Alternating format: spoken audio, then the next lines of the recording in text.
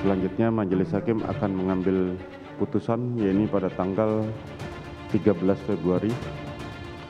Pada terdakwa diperintahkan untuk kembali ke dalam tahanan. Sidang perkara nomor 796 PIT B 2022 atas nama terdakwa Ferdi Sambo dinyatakan ditutup. 13 Februari 2023 akan menjadi hari yang menentukan bagi Ferdi Sambo. Mantan Kadif Propam Polri itu bakal dijatuhi vonis dalam kasus pembunuhan berencana Brigadir Yosua Huta Barat. Rangkaian persidangan mendekati babak akhir dengan digelarnya sidang duplik atau tanggapan penasihat hukum Ferdi Sambo atas replik jaksa penuntut umum pada Selasa kemarin. Dalam dupliknya, kubu Sambo menyebut replik jaksa sebagai halusinasi dan wujud frustrasi jaksa karena dalil tuntutannya terbantahkan atau tidak bisa dibuktikan.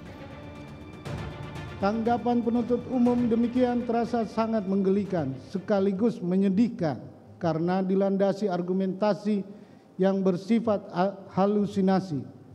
Namun, tim penasihat hukum mencoba memahami bahwa replik tersebut tampaknya lahir semata-mata dari rasa frustasi penuntut umum.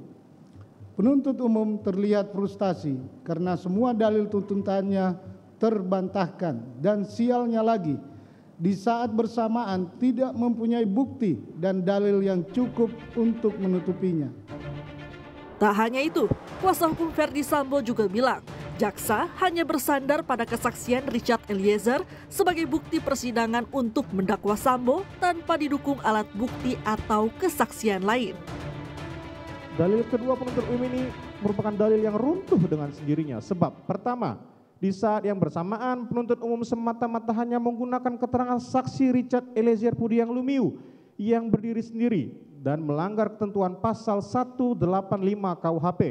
Sesuai dengan prinsip pembuktian hukum pidana, yaitu Frits Bewis Krah, pembuktian tidak boleh terikat hanya pada satu alat bukti saja, karena alat bukti dalam hukum pidana sifatnya tidak mengikat apabila alat bukti tersebut berdiri sendiri.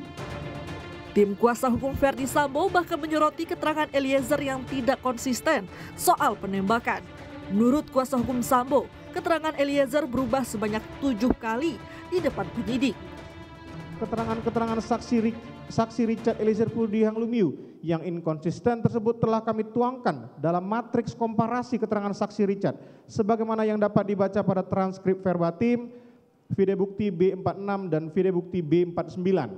Khusus untuk keterangan saksi Richard mengenai kejadian penembakan, keterangan Richard berubah sebanyak 7 kali sebagaimana yang telah kami jelaskan dalam nota pembelaan huruf D halaman 51 sampai dengan 62. Sidang vonis Sambo yang sudah di depan mata ditanggapi oleh orang tua Brigadir Yosua. Sang ibu berharap Sambo divonis mati karena sudah merencanakan pembunuhan anaknya. Harapan kami keluarga, semoga Ferdi Sambo sebagai otak di daripada pembunuhan ini diberikan hukuman yang seberat-beratnya, yang itu hukuman 340 atau hukuman mati yang pantasnya buat Ferdi Sambo. Selain Sambo, yang juga menjalani sidang duplik adalah terdakwa Ricky Rizal dan Kuat Ma'ruf. Kuasa hukum Ricky dalam dupliknya menyebut jaksa tidak mampu membuktikan peran Ricky dalam perencanaan pembunuhan Yosua. Bahwa obrolan terdakwa bersama saksi Ferdi Sambo di lantai 3 Rumah Saguling adalah bersifat pertanyaan dan bukan perintah, serta secara tegas dan lugas terdakwa Ricky Rizal Wibowo telah menolak. Adapun kalimat tersebut bermuatan mengenai mengamankan dan backup saksi Ferdi Sambo serta untuk menembak korban Nofriansah Yosua Huta Barat jika korban melawan. Tanpa dijelaskan oleh Ferdi Sambo perbuatan dimaksud akan dilakukan kapan dan di mana. Keterangan terdakwa mana telah bersesuaian pula dengan keterangan saksi Ferdi Sambo yang pada pokoknya telah menerangkan adanya penolakan yang dilakukan oleh terdakwa Ricky Rizal Wibowo. Dalam sidang duplik, kuasa hukum Kuat Ma'ruf juga menolak dalil jaksa penuntut umum yang menyebutkan Kuat tahu rencana pembunuhan Yosua. Mereka menyebut tuduhan jaksa itu hanya hayalan semata.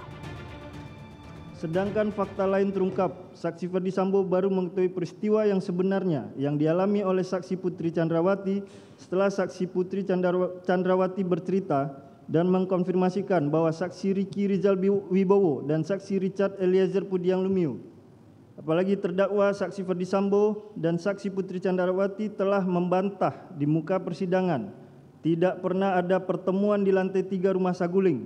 Dengan demikian, dalil penuntut umum bahwa terdakwa telah berkomunikasi dan menyusun perencanaan dengan saksi Ferdi Sambo hanyalah hayalan penuntut umum semata.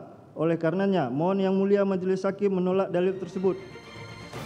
Sidang vonis untuk Ricky Rizal dan Kuat Ma'ruf akan digelar pada 14 Februari mendatang.